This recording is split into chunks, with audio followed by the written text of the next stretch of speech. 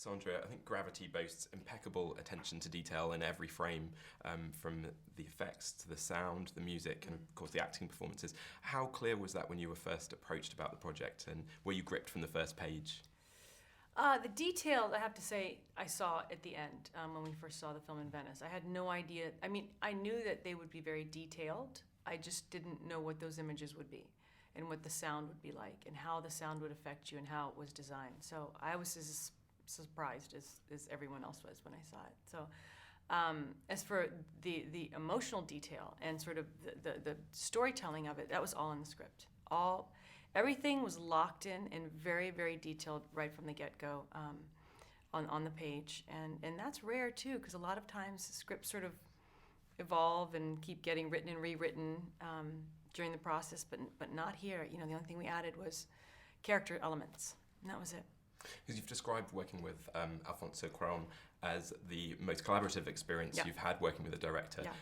Is that where some of the collaboration came in terms of character? And how did you communicate as well? Because I know you were isolated for some of it. No, absolutely. He is one of the most collaborative people I've ever worked with in terms of allowing me to struggle and to question and to stop things and ask more questions. And but everything that we worked out together was who she was, what was her loss in life, what would she say, what don't we have to say. Which I think is very important for a film like this because he's already saying so much visually. So, we actors like to chew up the scenery. It was the exact opposite in this. Like how minimal can we make her dialogue and still get the pieces together so that the audience can have their own journey but still understand where she came from. And I felt like I was right up there with you. There's an amazing point of view shot from inside your helmet at one point, looking out. So I really felt I was up there. But of course, you were in Shepperton Studios in London. Yeah. How did you get into the mindset of someone that was in orbit, so isolated as well? We found that the breath, the nature of breathing was what always helped me connect back to that place because it was always at a point of hyperventilation and losing your oxygen. So I would naturally get my breath to that point and they would start shooting once they heard it match where it had been before in the scene before. So the breath dictated a lot and helped us connect all those pieces together. And then you just have to dig deep and act, hopefully you've done your homework. Hopefully you'll reconnect. And hopefully if it's not working, we all can stop and reevaluate and ask the questions. Are we at the right level? Should it be less? Should it be more? There's always fine tuning. And even when we were done, we went into ADR and I said, that doesn't sound like the right level. Can we just do it again at this other level just to see if it changes something? And again, that's the process with him. There's never a moment he doesn't allow you to question and fix and tweak. And at one point, I was very impressed by how calm your character Ryan looked when she was looking at a flight manual. Yeah. I just wondered what you particularly admire about her and her handling of this situation that she's in. Well, I don't think anyone on Earth ever opens up an instruction manual and is calm. I mean, that just is, I hate them. I would rather put something together incorrectly than have to read instructions. It's the only thing that she has. I mean, if you talk about a moment of pulling it together, you have one choice, one option, which is, here is this book. It might not be in your language, but this you have to concentrate on and figure out what you remember, what images can you get, and it's the only time that she has to throw everything out aside because this is her only tool. If she doesn't pay attention to this, nothing is going to work.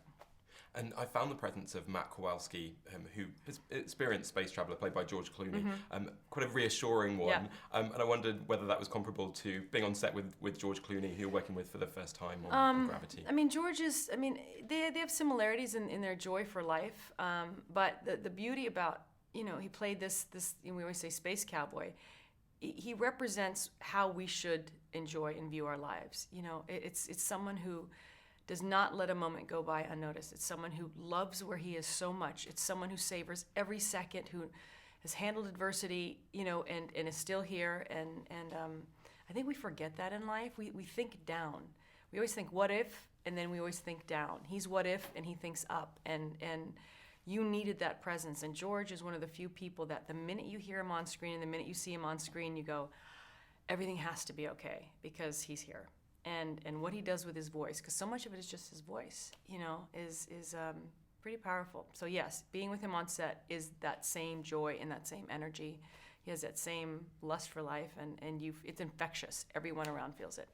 And despite being set in space, we do, I think, come away with a newfound appreciation for the Earth, actually, don't we? Because we look at that a lot, and I think it's obviously an absence of gravity in space, but is there a kind of metaphorical gravity maybe pulling Ryan back to Earth? I don't know. I mean, I think it all depends on what the viewer feels.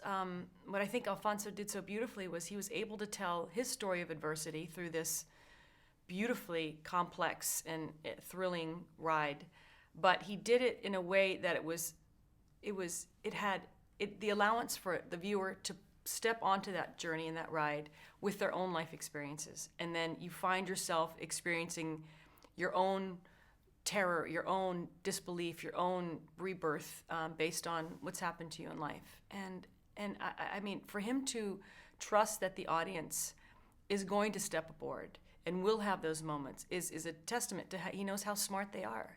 So to answer your question, I can't, because it's individual.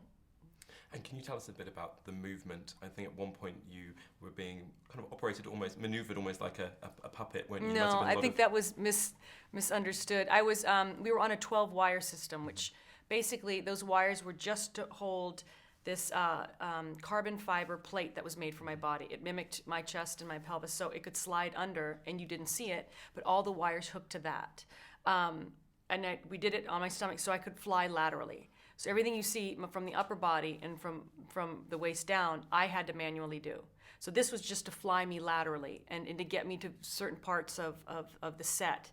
Everything else I had to do physically. So there was no master puppeteering. It was literally they just had to move me and get me to where I was going. Very graceful, though, that movement. It was so beautiful. I loved that day. It was painful, but it's as close to flying as you're going to get in a sort of controlled atmosphere like that. And just finally, the film is already doing incredibly well at the box office, breaking records.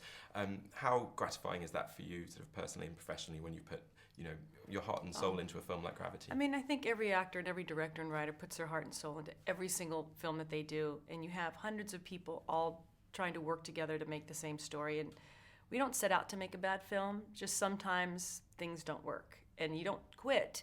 You just have hopes that one day everything will click, and sometimes they click on smaller levels or pieces. And so to have something like this that all ages seem to be enjoying and having their own personal experiences with, it's phenomenal. And I just keep reminding everyone, I say, enjoy this moment. This will never happen again. So just enjoy where we are. It says something beautiful about life. I think it's needed, and just enjoy the ride and know that I personally will screw it up within the next year by a choice that no one will like. So I'm very proud. I think we're all very proud of how everyone worked together in this sort of the world of unknowns, because it was nothing but unknowns for everybody. Certainly a unique film. Sandra Bullock, Yeah. Congratulations. Thanks Thank very you so much. Thank you.